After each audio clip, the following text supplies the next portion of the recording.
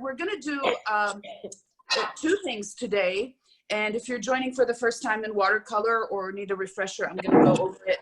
We are going to do a wet on wet technique, and we're going to use that for the beach, the water.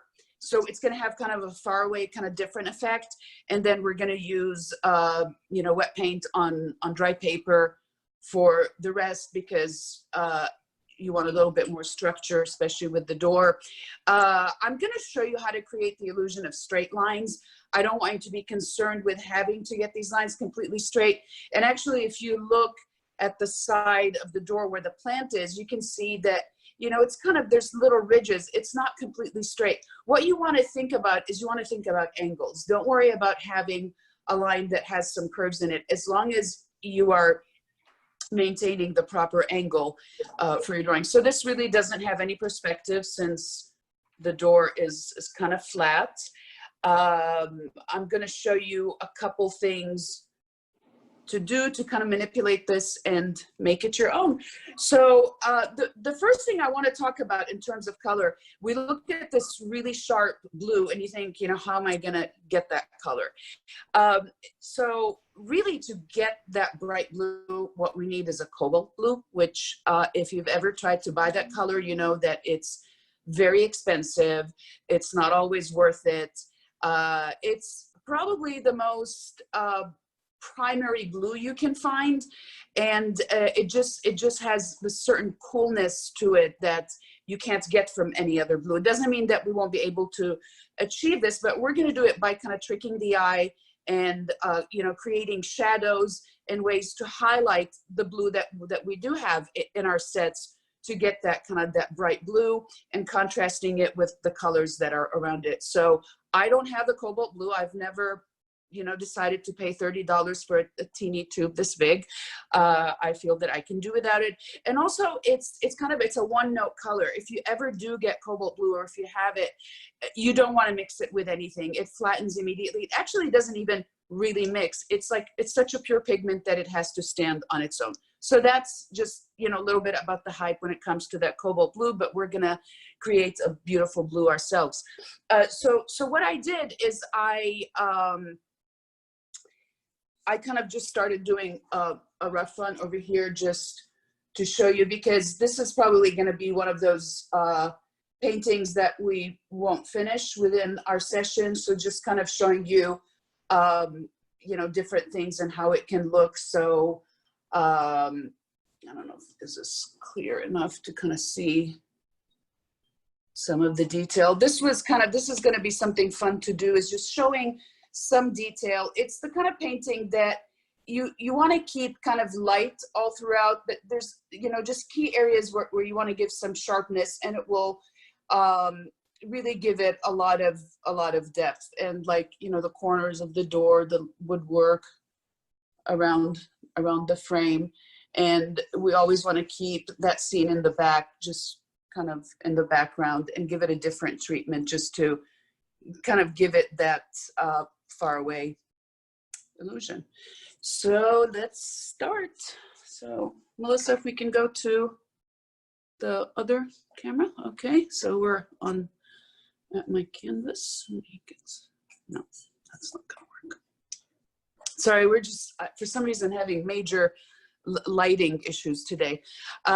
Okay, so first of all, I have, of course, my waters. I like to have two, because, and especially on this one, you're going to want it because the blue is going to really get dirty very quickly.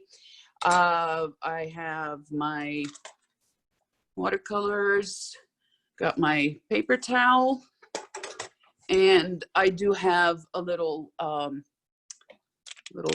test strip that I put to the side so I can check my colors before I put them if I'm not sure. And we've got our reference. So the first thing I'm going to do is, I feel that to paint something straight on, like starting with the door frame, is a little intimidating. So what I'm going to do is I'm going to work around it. So we are going to put in some texturing for the wall, to have something to work with. It is white, but it does have shadows, and you can clearly see that it has a very rough texture to it. So we're gonna start with that, and we're gonna work a little bit around it, and that will kind of, that negative space will help frame the door, and then we will get to the door. So the first thing I wanna do is I want to mix a color that is kind of a color that would be that shadow, and the shadow on the wall is, if you kind of squint your eyes, we'll see it's a little bit blue, purplish. So what I'm doing is I am putting a little bit of blue. I'm gonna put a little bit of purple. And I don't want it to be too bright, so I'm gonna put a little bit of brown. So what I'm getting is a color that kind of has, look, I don't think my angle is right. I'm sorry. Okay, so I'm gonna put this, and I'm going to start just creating kind of just wispy freehand lines. I'm adding water to it to just kind of just spread it around. You can take some of the color, and make sure you look at the reference to kind of see where you would have a little bit of thickness. Again, I mixed a little bit of blue, I mixed a little bit of purple, and a little bit of brown, just to kind of dirty that color up a little bit, because shadows are not bright. You never want to have brightness in a shadow unless it's an extreme shadow, like by something that's red or something that's a very vibrant color. So we're going to continue doing that for a little bit.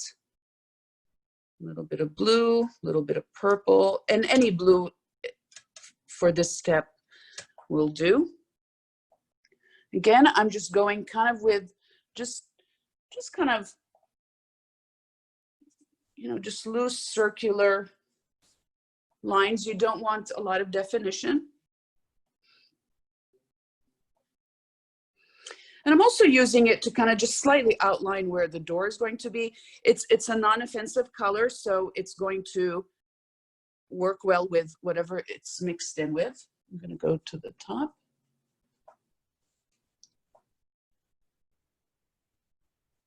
And what this is going to do, other than showing texture and shadows, it's going to give you a little bit of a ground to work with when you start putting in the flowers.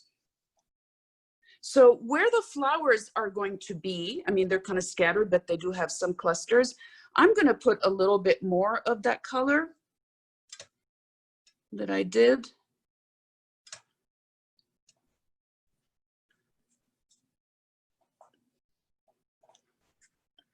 Just to kind of mark where my clusters are going to be. So again, it's light enough, it's not going to interfere.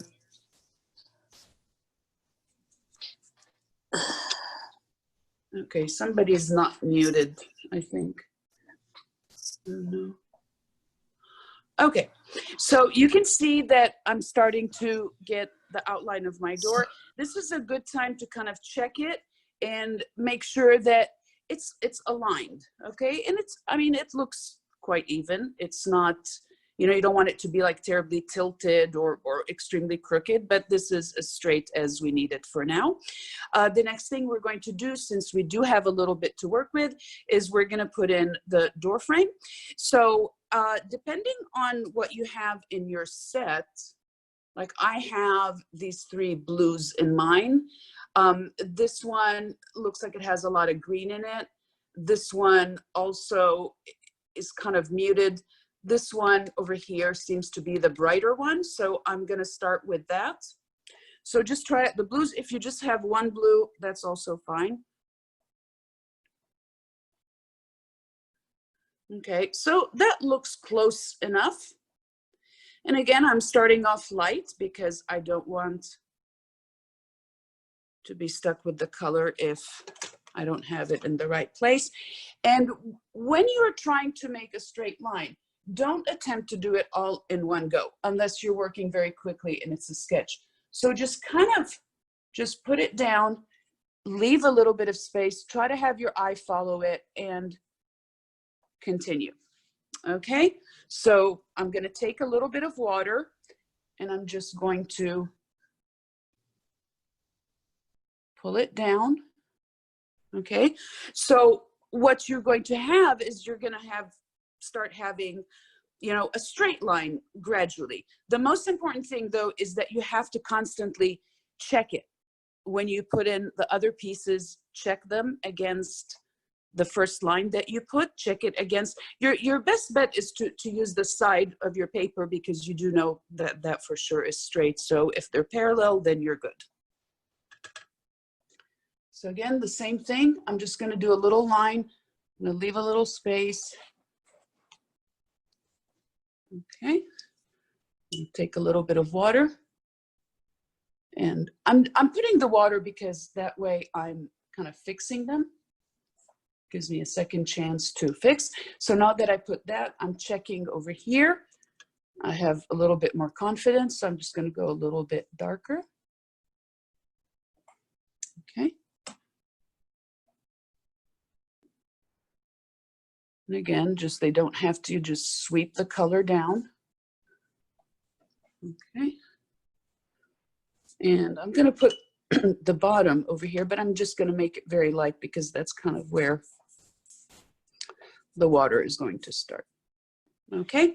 So one thing you want to be careful with the next step is, you know, just make sure that your line where your door is, and this is going to be a creative decision on your behalf, is not too central. So I am going to, this is the center of my paper, so I'm just going to go a little bit further. When you put things smack in the middle, they just become a focal point, and you might not always want that. Again, I'm going to go back. So I'm just using just pure blue, and I'm going to, again, I'm using this line, I'm using the line of my paper, and I'm just slowly creating that line. Okay, I'm gonna go back and just adjust it a little bit. And see, when you're working so lightly, you can't mess it up because all you need to do is just go back and rework it or put a darker color. So I'm going to take, I was working with kind of a medium round brush.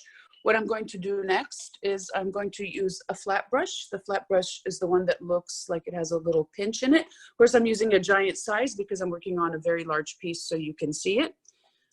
And what I'm going to do is I'm going to do like a nice big blue wash for that door. So I'm just using the pure blue. And I'm just going to sweep it up and down. Well, we lost your image.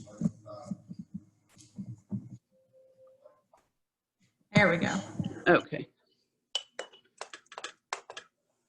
So again, the flat brush is going to give me a nice, smooth, and controlled sweep of color versus a round brush that looks like a mop is not going to give you precision. And I wanted it just so I could stay within the parameters of the door. And I don't know if that's my hair or, okay, come on. All right. Okay, fix it. So the next thing I'm going to do, since I do have that color, I am going to go around and I'm just going to make sure that my lines look nice and as straight as I can get them.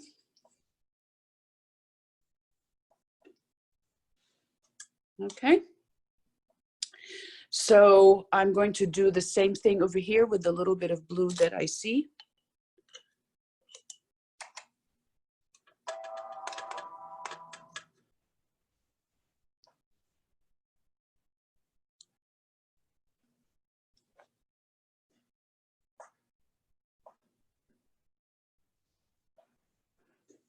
Okay, I've got that down. I'm going to shape the top a little bit.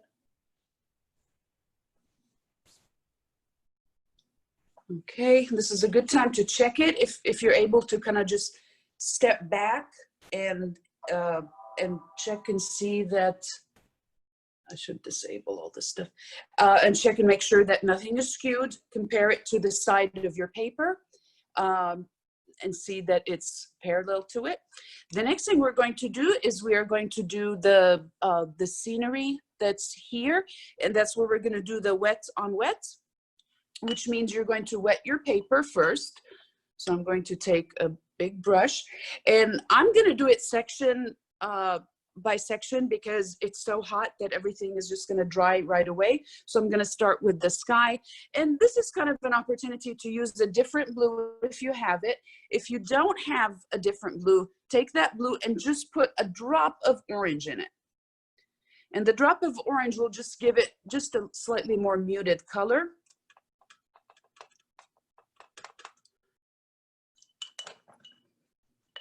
Okay, so I'm going to just wet this area over here.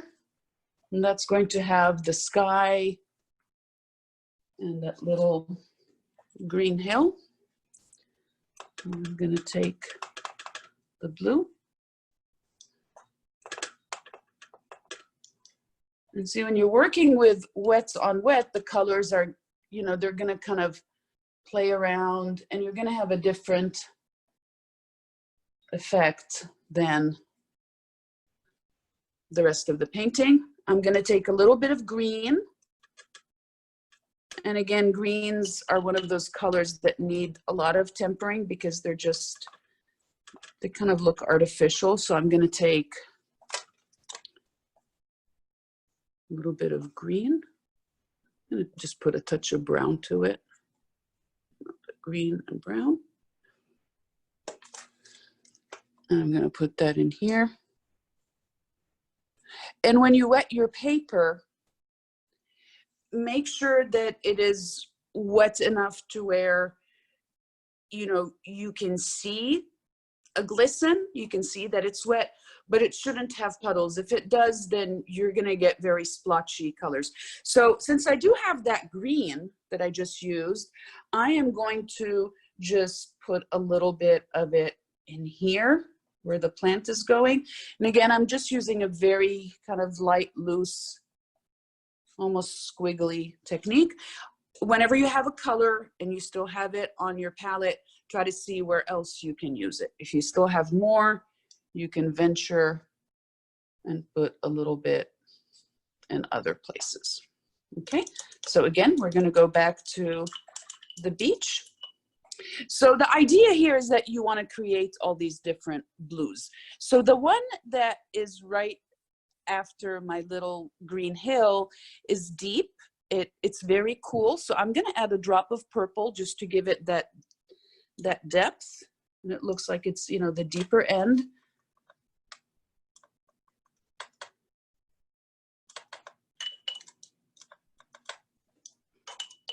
So I'm going to, I just was mixing my color.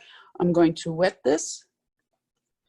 And again, I'm going to wet it down to where the water kind of starts meeting the sand, where you start seeing more of the sand. And see how cool the wet on wet, you can see it starting to trickle. I just think it's fun to see how it, you can see I already have 3 different blues. And then it starts getting a little bit brighter.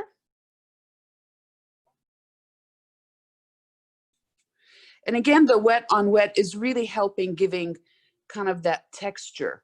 So this is one of those cases where you really don't want it to be perfect. And now you can see the lines are starting to go diagonal over here.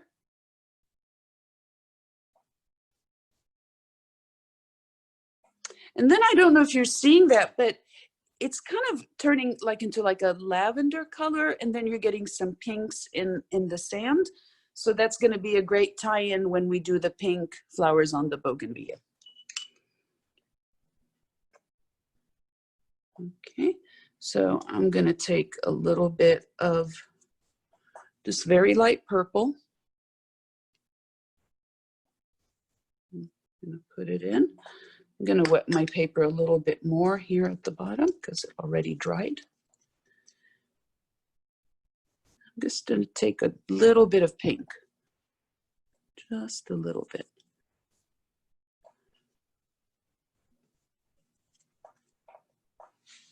Okay, so I got most of my water scene, my the sand and the water, the hill and the sky. So I'm not going to go more into that right now because I still have stuff that needs to be worked in. So we're going to put in a little bit of the bougainvillea.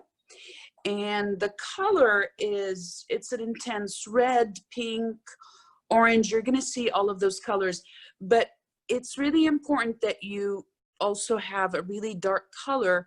You can see it in certain spots where they cluster, and that's what's going to really give the color a lot of brightness.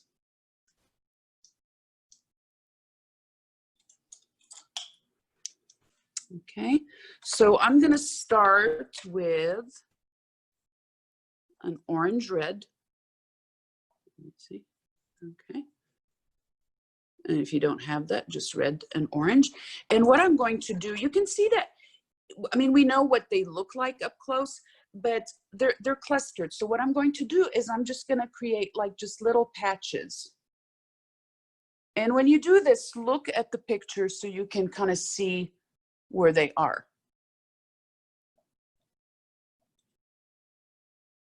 And another thing I kind of did with the one that I was working on is I had them kind of trail over the door a little bit. You can have them, you know, come down. It's completely up to you.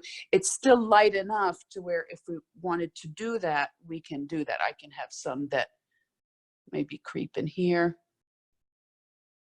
Okay, so I'm creating some clusters.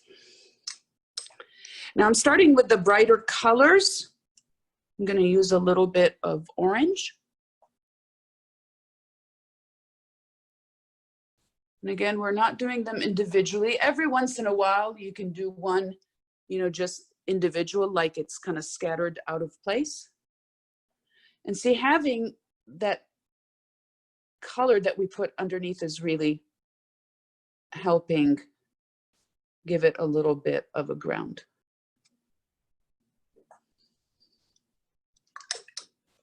Okay, we're going to put in the green. Again, the greens are, like I have these three greens and I don't like any of them. Greens always, like this one is so bright. I'm going to put just a little bit of brown. And I'm going to put, again, same treatment for the leaves. At the bottom here, we have a little bit more of them.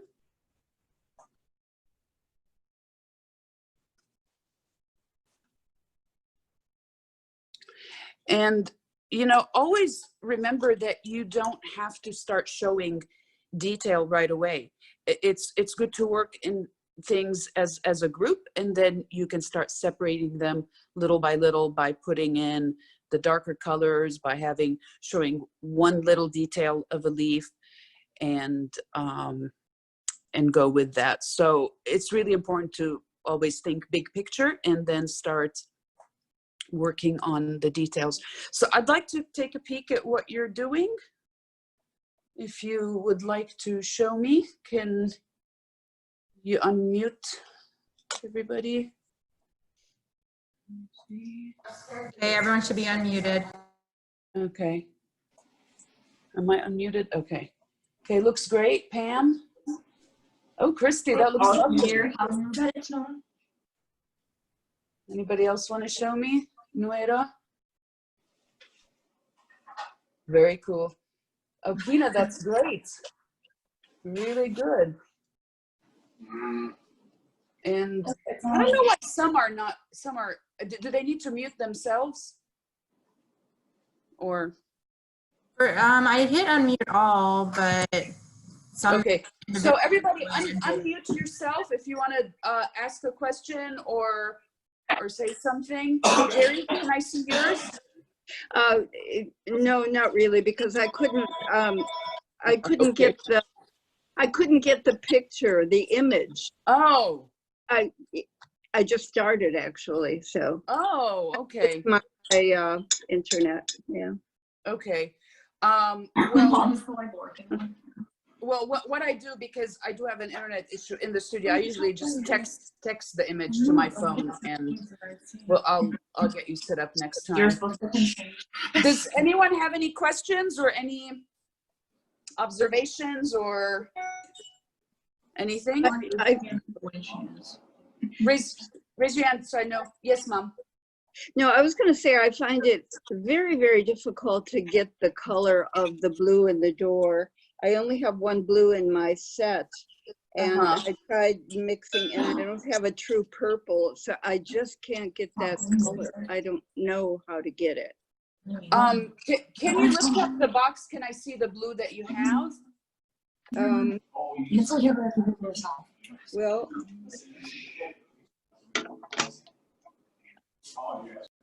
can you, I don't know if you can see it here. Wait, I don't think you can see it. Okay. Yeah, I can. Yeah.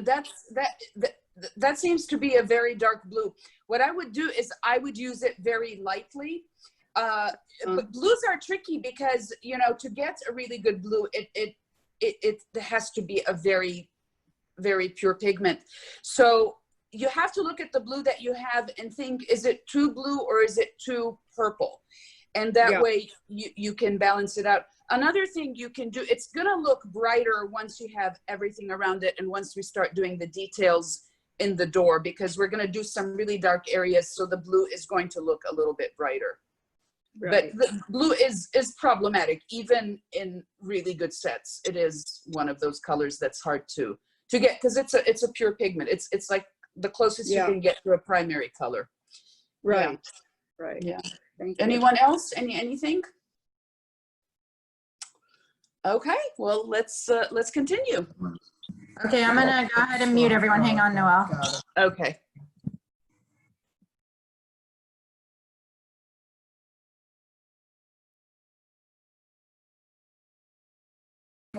Noelle, you're gonna have to unmute yourself. Yeah, I just did. Okay. Okay. All right.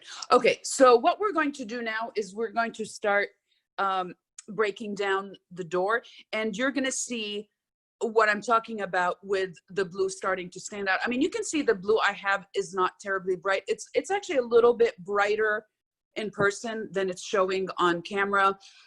But I'm going to show you the minute we start putting some dark colors, it's immediately going to start to pop. So what we want to do, again, you know, we're not trying to be architects or anything, but I'm going to put down the basic breakdowns that we have in the door. And again, with every step where you're putting straight lines, you want to make sure that you check them against what you already have and against the sides of your paper. So I'm going to take kind of a thinner brush over here, and I am going to mix the blue, any blue that you have, with some purple. And I'm also going to mix it with, so here I've got my blue and purple. I'm also going to take a little bit of brown. See what brown does when you add it to a color, it's going to give it kind of a faraway look. So when you're doing shadows, they are shadows because they're getting less light, because they're, you know, in a deeper groove. So it will immediately give the illusion of having a shadow. So what I'm going to do is I'm going to start over here at the top.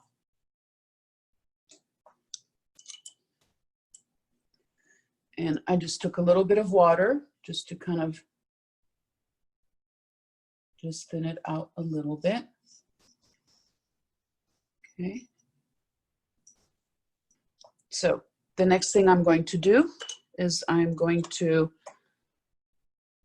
put in the frames. Again, I'm doing this lightly. It doesn't have to be perfect.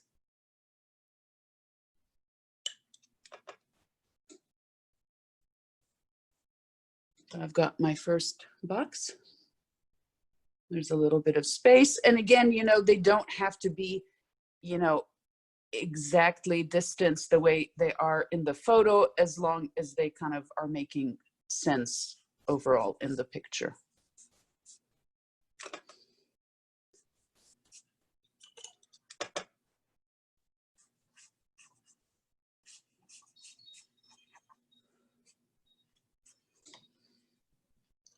Okay, so you can already see that the blue is starting to get lighter.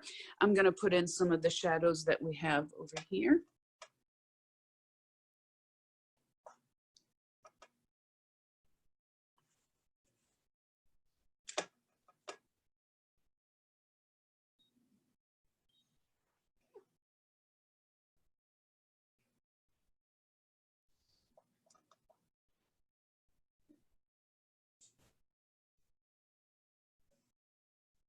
Again, when you do that, just check and make sure that everything looks right. And then they do have another separation on the inside. And again, you don't have to do them everywhere. I'm just kind of straightening these out a little bit. I mean, you don't even have to finish, you know, sectioning. You can just give it the illusion of it having those sections, because you're also seeing them with different degrees of clarity. So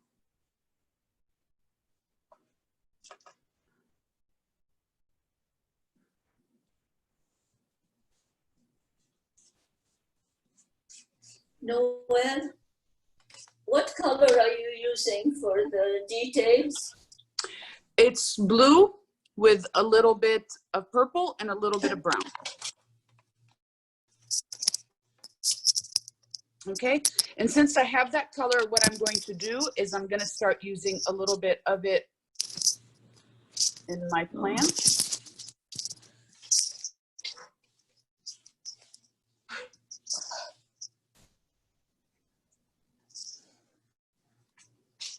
Okay, you can see that it's starting. Do they mute themselves, Melissa, or because Andre's not muted? No, I'm here. I'm here. I'll mute it. Everyone else's, ours isn't, hang on. Okay, it's just creating background noise. There you Yeah. go. You should be good now. Okay, sorry. Thanks. Okay, so again, I'm using some of that color that I mixed for the details, which is blue, purple, a little bit of brown, and I'm using it in the flowers. I'm using it in between the leaves.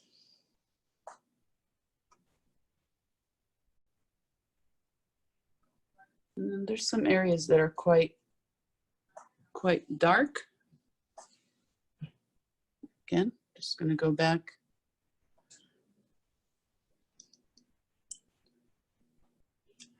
Work a little bit up on the frame.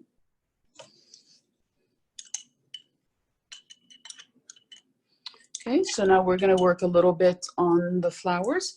So this time, so we did the oranges and the reds. So I'm going to put pink. If you don't have a pink that is separate, just use red with a lot of water, or you can try mixing it with a little bit of purple. I do have some that are rather pink. So again, I'm going to go, oh, that's a little too intense. Water that down. So again, I'm just kind of really just making little puddles of color. And you can see how the mix of the three colors next to each other is starting to give it a lot of, they kind of like, they look really vibrant when you've got that mixture of color. And remember, like, nothing has to be the same exact color mix as you had. And also look, like you can see at the top, they kind of are a little bit brighter, closer to the light.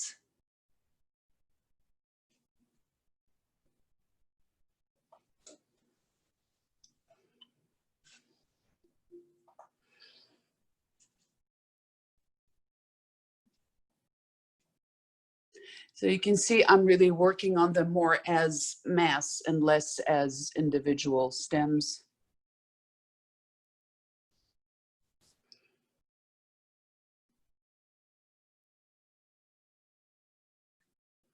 Okay, so since I have this pink color or the purplish red, whatever color that you manage to have, what I'm going to do is I'm going to take some of it and I'm going to work it in some of the shadows in the door, because the shadow is really cooling off.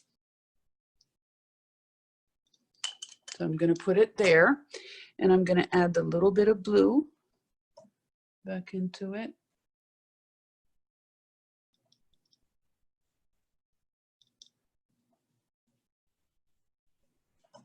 And you can see you're really starting to see some more dimension in the door.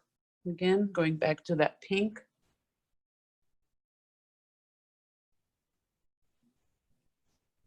And also what I recommend you do is whatever watercolor set you have, you probably, if you've done this a few times, you probably have a good idea of what colors you like to use the most, or that you seem to find an excuse to work in. Like for me, it's always, you know, like turquoise and pink. They're two colors. I mean, I can look at a potato and I'll find those colors. So it's worth getting individual either tubes or little pans of color. Like they look something like this.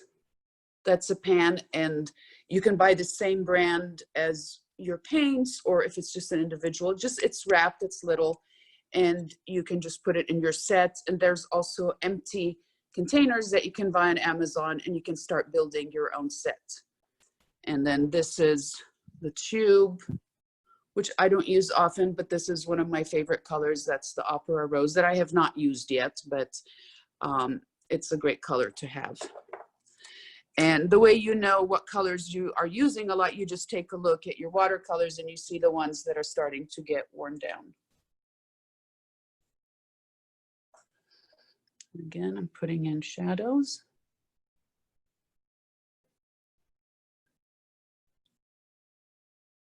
And you can really see how that blue is starting to change, how much brighter it's starting to look. So, you know, it's all about the power of, you know, illusion and what's next to it, the color that is next to it. And that turned out a little too pink, so I'm just gonna have to add a little bit more blue.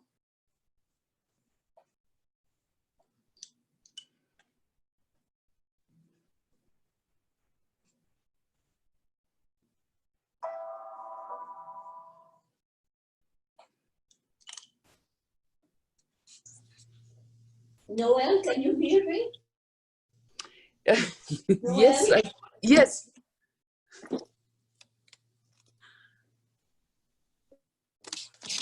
Yeah, Andre, everybody's muted right now, so I will get back to you in a minute.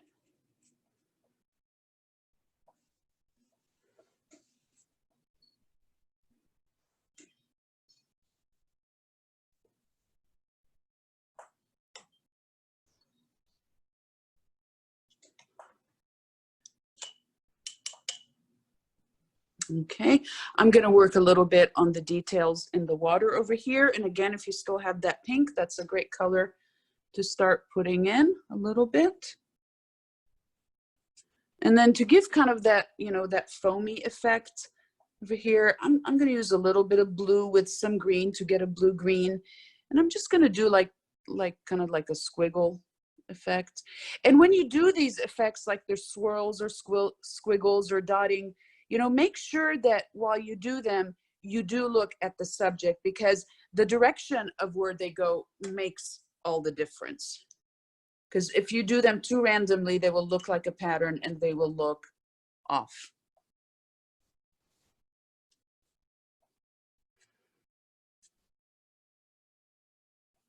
And try to see where the tangles are intensifying, where they are a little bit softer.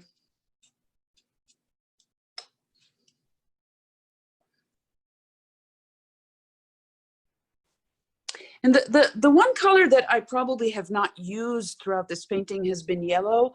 I just did not feel that it has a place. Even the sand, I think, can bear to just have the pink and the aquas rather than the yellow. I just think that it would be just too much for, excuse me, for this scene. I think sometimes you just have to make, you know, decisions about a painting. So I'm going to work a little bit on this concrete planter. I don't want to give it too much attention because I think that it's not one of the most pretty things in here.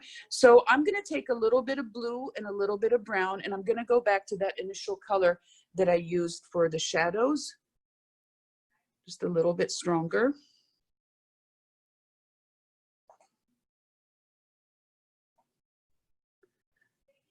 And what this is doing, really, not that I want to paint this concrete thing here, is that it's going to help give the plant its placement. It's going to look like it's coming out of somewhere. So I'm going to work on some of those greens. So I put a little bit of green, a little bit of brown.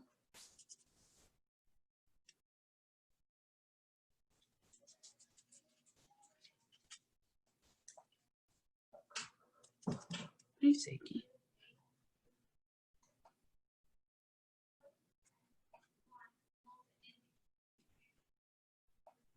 I'm going to pull some of the greens out here. One cool thing that also is going to help kind of tidy up the plant is putting in some of the branches.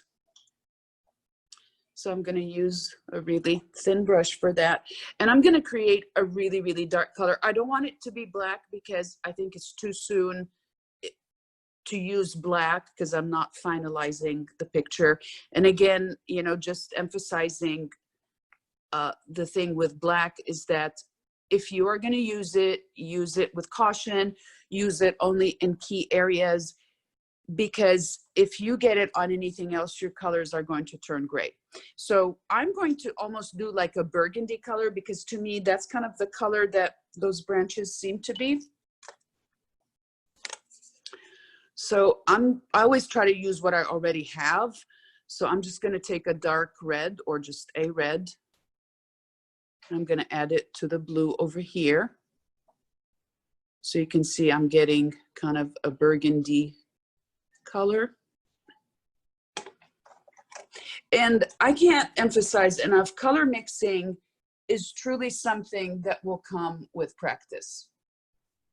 So I'm going to do lines. Don't, you know, try to keep them wispy. Don't make them the same thickness everywhere. You know, look at the guidelines. If it feels too heavy, too thick, just take a little bit of water.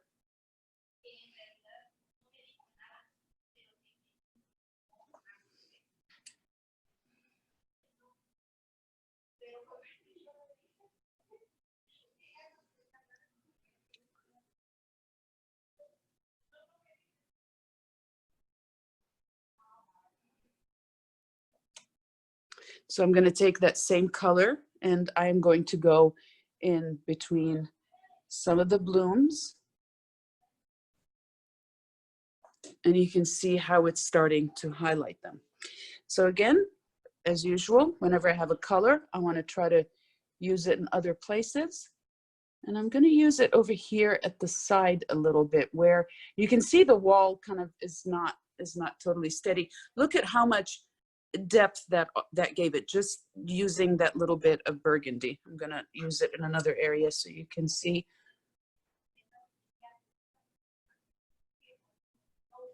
And again, it's worth investing in a very thin brush. So this would be a 0 if you're buying online or don't want to be, you know, looking at every brush 0. And basically look at it, you know, it should be like really thin. And you just have to be very careful with these brushes because they have so few bristles that, you know, just make sure you handle them with care and wash them gently. I can't believe we have 5 minutes left. Okay, I'm going to use it in some of the corners. Yeah, this definitely needs, you know, another good hour to 2 hours to work on. And again, see the use of this color is brightening up the blue. It's all about the illusions.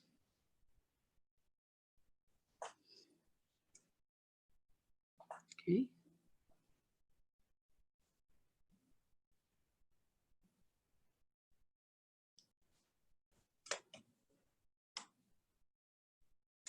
I think these need a little bit more greenery. I'm gonna go back. Just putting, and if you get some of it on the bougainvillea, it's actually totally fine because it's going to give some shadows.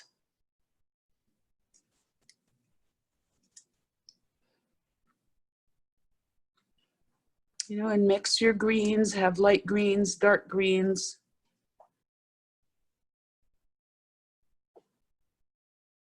You know, every once in a while, let some kind of just wander off. It's a bougainvillea is not, it's a wild plant. You don't want it to look too structured. It kind of goes in all sorts of directions. So you want to give that feeling of it as well.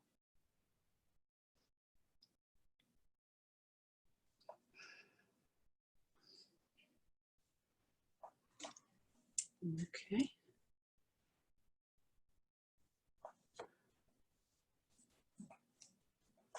And I also think that this would be one painting that would be really fun to do some inking on, some cross-hatching in key areas, and maybe bring out some of the architectural features. So I think this is, so let's just put the two of them kind of together.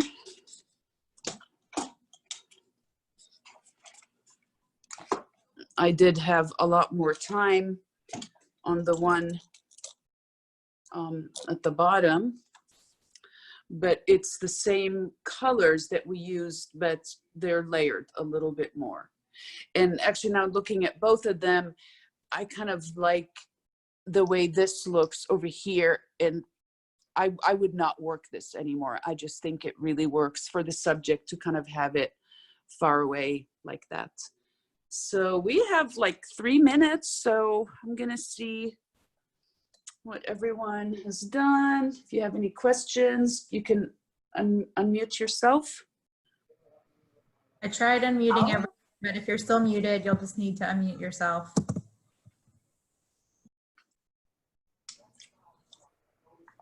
So again, this does need a lot more work. I would love to see these. Email, text me, let me see what they look like, especially after you work a little bit more. So can I see? Who wants to show me? Okay. Oh, Pam, that's lovely. Christy, show me. Let's see. Thanks. Oh, beautiful. Great. Looks good. I love the hill and the thing in the background. Phyllis? Very nice. Susanna? Susanna, you look like the ultimate boss sitting in your chair. I'm telling you. You are good. What's the word? Just like a boss. I don't know. You look like a boss in the best way. Can I see it? Uh-oh. You don't like it? Who else wants to show me? Is it showing up? I just got my computer back 2 minutes ago. Oh, So, there you are. Yeah, Okay. I sent you an email that I couldn't, my internet, and there were Xfinity men out in our backyard, actually. Oh, I'm sorry. So No, I mean, we've been having that for a couple of days. So. You know what? I think honestly, everyone is having internet issues. I mean, my husband works in technology, and we have the best of internet, and it's so glitchy, and I think it's just, you know, just overloaded. But Sharon, make sure that you look at the video will be online in a few days, so you can look at that. Again, for all of you, there is a YouTube link that I can send you, or you can find it on the website if you want to see a recording of the class. Yeah, I do. I just, Yeah, if you don't know how to do wasn't it, sure just how email to me do and I some- will show you how to do it. Yeah, I wasn't sure how to do the flowers and the water. Okay, okay. Yeah, and just, you know, email me with any questions that you have. Okay, so, I had it sketched out, uh-huh. but you can't see any of that because it's real light colors. Yeah, just But send me a I did picture have of it. it all sketched out. Okay. I mean, and I, you know, some of you are working, you know, so hard, and some of you are not, and that's totally fine. But I just love seeing you work past, you know, just this hour that we're together. It makes me so happy that you are doing something that makes you happy and makes you feel fulfilled. Honestly, it's one of those things. I mean, I think people are so hard on themselves when it comes to art, because I think, you know, we look at pieces and we assume that it's going to be easy. It's not easy. You know, there are ways to do it, but the best way to go about it is to practice and to develop your vision and how to start looking at things and what to pay attention to. Again, the most important thing when you're working on structure is to look for edges, look at soft edges, hard edges, look at shadows, look at, and it all, those are all of that helps put it together. So it's not just one thing. It's not a one step. And every time you work, you are getting better. Save all your work, even if you don't like it, don't rip it, and you will see that it is much better than you thought it was. But, you know, be patient and know that it does take a lot of practice. I mean, you're making something out of nothing.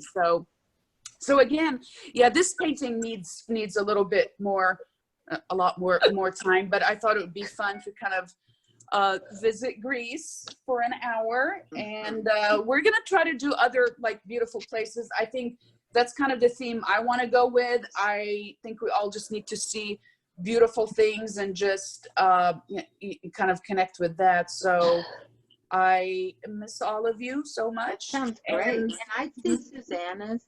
I always like to She's I know, Susanna. Can we see it, Susanna? She's not doing that today. Let's see. Oh yeah, that's nice. I can't. I don't know why. Wow, beautiful. Oh, Really that looks great. Does it have a frame? Did you do one of your frames around it? Yeah. Okay. Wow. That's beautiful. That's gorgeous. Yeah. What is it, like 2 inches on each side or something? I mean, do you measure it or do you just do it that way? You're muted. Oh, okay. I know. Interesting. Isn't it? Yeah, I think she just goes ahead, and I think sometimes you use tape, right? Yes. Okay. All right. I think we have to go. Thank you. Send me, you're welcome, and send me pictures and questions. And I know that you might have questions as you start detailing this a little bit more. So please make sure you hit me up with them. Okay. Bye, everyone.